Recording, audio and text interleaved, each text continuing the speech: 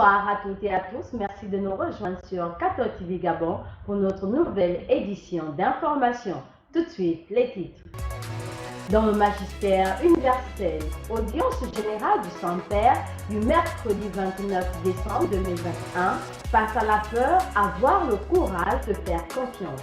Dans le magistère local, messe d'hommage aux victimes des crimes rituels à la cathédrale Notre-Dame de l'Assomption. Dans le magistère local toujours, la paroisse Notre-Dame de l'Obué célèbre la fête des saints innocents. C'est tout pour l'équipe, leur analyse dans un instant. C'est depuis la salle Paul VI du Vatican que le Saint-Père a fait sa dernière catéchèse de l'année 2021. Le pape François a médité sur Saint Joseph comme un migrant persécuté et courageux, tel que l'évangile Matthieu le décrit. Aujourd'hui, je voudrais vous présenter Saint Joseph comme un migrant persécuté et courageux. C'est ainsi que le décrit l'évangéliste Matthieu. Cet événement particulier de la vie de Jésus, qui voit comme protagonistes aussi Joseph et Marie, est connu traditionnellement comme la fuite en Égypte. La famille de Nazareth a subi une telle humiliation et a expérimenté à la première personne la précarité, la peur, la douleur de devoir laisser sa propre terre. Encore aujourd'hui, beaucoup de nos frères et sœurs sont contraints à vivre la même injustice et la même souffrance. La cause est toujours l'abus de pouvoir et la violence des puissants. Et ça s'est passé comme ça aussi pour Jésus. Le roi Hérode est informé par les mages de la naissance du roi des Juifs et cette nouvelle le bouleverse. Il se sent menacé dans son pouvoir. Ainsi, il réunit toutes les autorités de Jérusalem pour s'informer sur le lieu de la naissance et il prie les mages de le faire de lui faire savoir avec précision, afin, dit-il faussement, qu'il puisse lui-même aller l'adorer. Mais en se rendant compte que les mages étaient repartis vers une autre route, il a conçu une idée scélérate: tuer tous les enfants de Bethléem de moins de 2 ans. Selon le calcul des mages, c'était le calcul qui était lié à la naissance de Jésus. En même temps, un ange a demandé à Joseph: « Lève-toi, prends l'enfant et sa mère et fuis en Égypte. Reste là-bas jusqu'à ce que je t'avertisse. » Hérode, en effet, voulait rechercher l'enfant pour le tuer. Le plan de Hérode rappelle celui du Pharaon de jeter dans le Nil tous les enfants, tous les garçons du peuple d'Israël. Et la fuite en Égypte évoque toute l'histoire d'Israël à partir d'Abraham.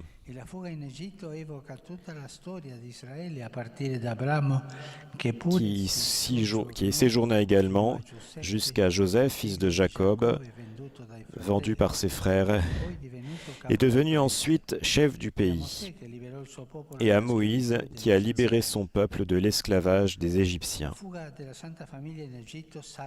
La fuite de la Sainte Famille en Égypte a sauvé Jésus, mais malheureusement, elle n'a pas empêché Hérode d'accomplir son massacre.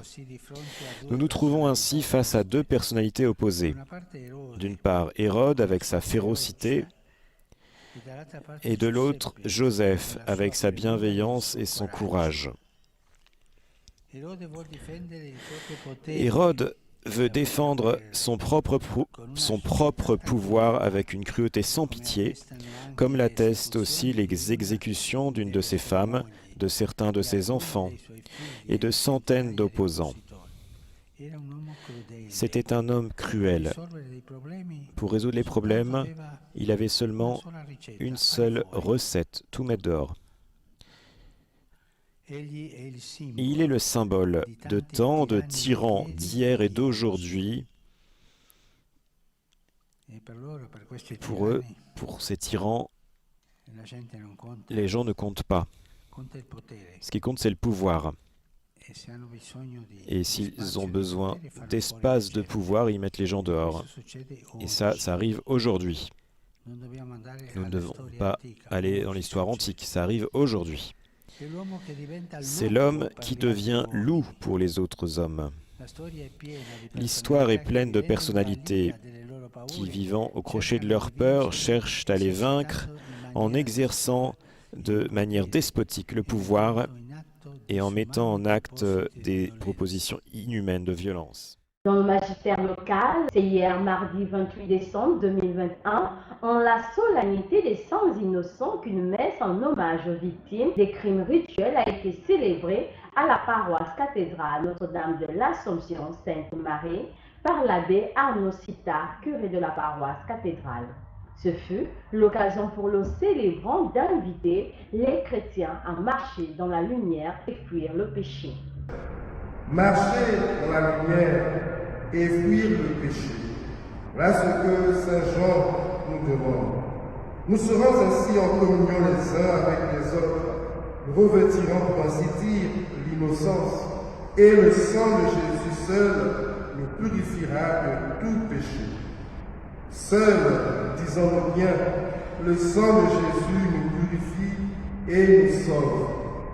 Il n'est donc pas utile de verser le sang d'autrui pour avoir un quelconque pouvoir. C'est à la fois une illusion et une foule. Tout pouvoir, nous savons bien, d'après les Écritures, vient de Dieu. Car si nous dormons, nous mourrons, réveillons-nous contre les phénomènes des crimes rituels au Gabon. Les confessions religieuses, signataires du mémorandum remis au chef de l'État le 11 mai 2013, célèbrent le 28 décembre comme journée des Saints Innocents ou journée des enfants gabonais martyrs, victimes du phénomène des crimes rituels. La jeunesse gabonaise, très vulnérable, est menacée au quotidien par les enlèvements, les disparitions, les viols, les détournements et agressions sexuelles sur mineurs et toute forme de violence en milieu scolaire. Ces actes abominables sont commis par des personnes qui se croient intouchables, impunies et continuent à répandre le sang, à ternir l'image du pays.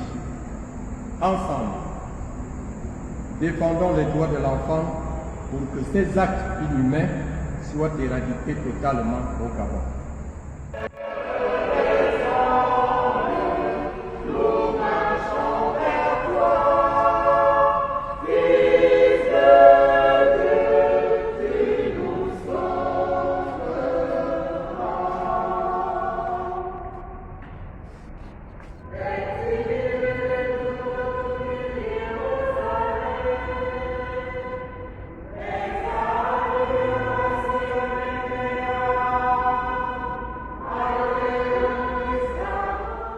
Dans le doyenné Saint-François Xavier, la paroisse Notre-Dame de l'Oboué dans la ville de Lambaréné était en fête à l'occasion de la célébration de la fête des Saints Innocents. Pour célébrer cette journée, une conférence a été animée par l'abbé Valentin Mihindu Manganga, diacre en vue du sacerdoce sur le thème « La sacralité de l'innovation de la vie humaine ». La question que vous posez porte sur justement la sacralité de la vie, la dignité de la vie. Et cette question, depuis fort longtemps, est traitée également par l'Église. Comme je le disais dans mon intervention, l'encyclique Évangile d'unité du pape Saint Jean-Paul II en parle.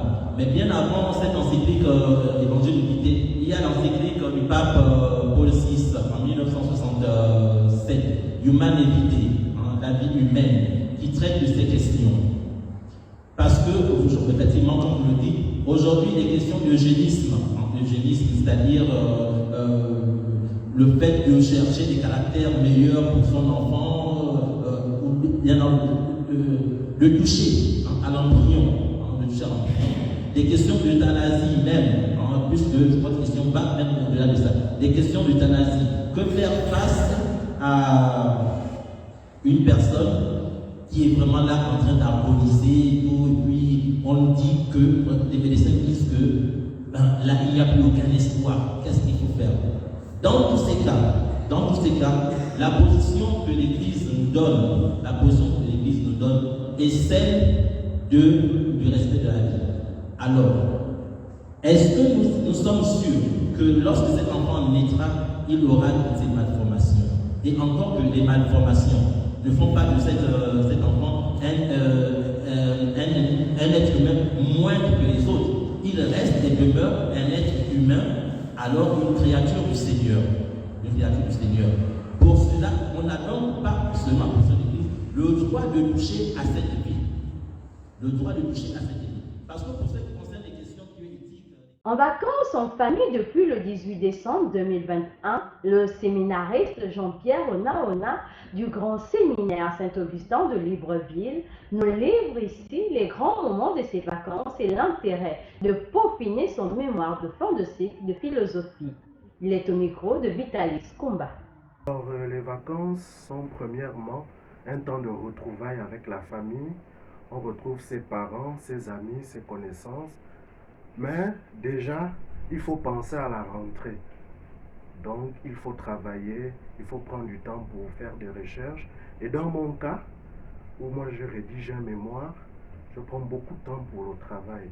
C'est-à-dire, ma journée s'articule de la manière suivante. Je me lève le matin, je prie, je prends le petit déjeuner et déjà, je suis en train de travailler. Après, je fais une petite pause entre 12h et 14h. Je reprends encore le travail. Donc, à travers cela, on peut voir, je passe plus de temps à travailler qu'être avec la famille. Parce que le temps passe tellement vite que si on ne le saisit pas, on ne fait rien. Je souhaite aux autres séminaristes mes vœux les meilleurs de la nativité et du nouvel an. Que cette nouvelle année soit pour eux une année de confirmation de leur appel et qu'ils puissent toujours s'enraciner un peu plus dans le Christ de Jésus et qu'ils puissent toujours chercher à faire sa volonté. C'est ce que je formule comme souhait pour eux et aussi pour moi. Saint du jour, donc d'État au martyr par amour du Christ et de l'Église, chancelier du roi d'Angleterre Henri II et devenu évêque de Canterbury, Thomas Becket contrarie son ami le roi en défendant la vérité et la liberté. Il a été assassiné dans sa cathédrale le 29 décembre 1170. Très chers téléspectateurs de Cathode TV Gabon, c'est ainsi que se referme notre édition d'information de ce mercredi 29 décembre 2021. Nous vous remercions de l'avoir regardé. En votre les 200 ans de notre Église, gardons la foi, l'espérance et la charité.